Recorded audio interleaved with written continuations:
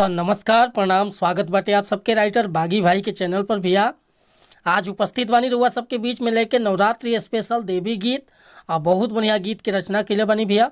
दिल से बताओ तनी कि नया म्यूजिक के साथ बढ़िया से गायकी कर देम तो गाना पक्का बज जाई नवरात्र में। आज के मीटर बहुत ज़बरदस्त लिखले बानी और एक के मेल फीमेल केहू भी गा सकता। तो चली मीटर के शुरुआत कल जा, कैसे गावे के बा, का एकर धुन बा, का लय बा।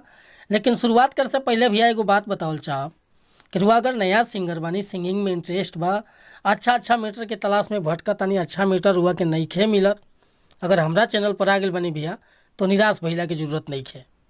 रुआ जैसन भी मीटर चाहत हो खब लिखवावे के, हर तरह के मीटर मिली भैया हमरा कलम के जरिए।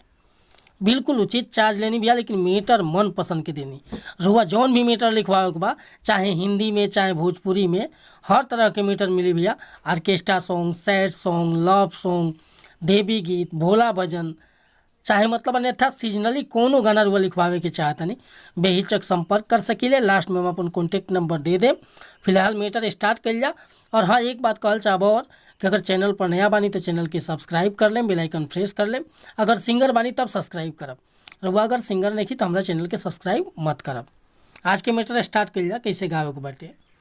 नवरात्र के पावन महीना नियरा गिल बा, एगो औरतिया के पति परदेश बाड़े, आ फोने पर बतियाओ तरे, बहाना बनाओ तरे, बुलावतिया बेचारी आवत नहीं खन। देखी का कहतिया।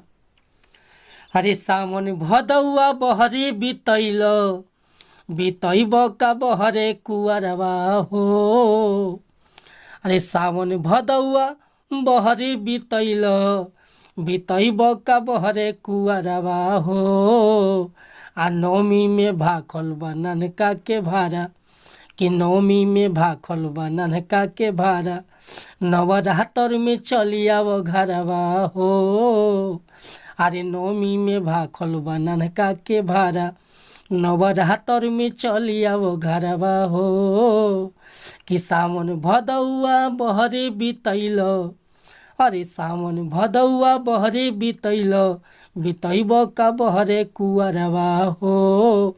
आ नौमी में भाखल बा ननका के भारा, अरे नौमी में भाखल बा ननका के भारा, नवरात्र में चली आवो घरवा हो। नौमी में भाखल बा ननका के भारा। तो उम्मीद करता नहीं भैया ये मीटर वस बन के अच्छा लागल होई।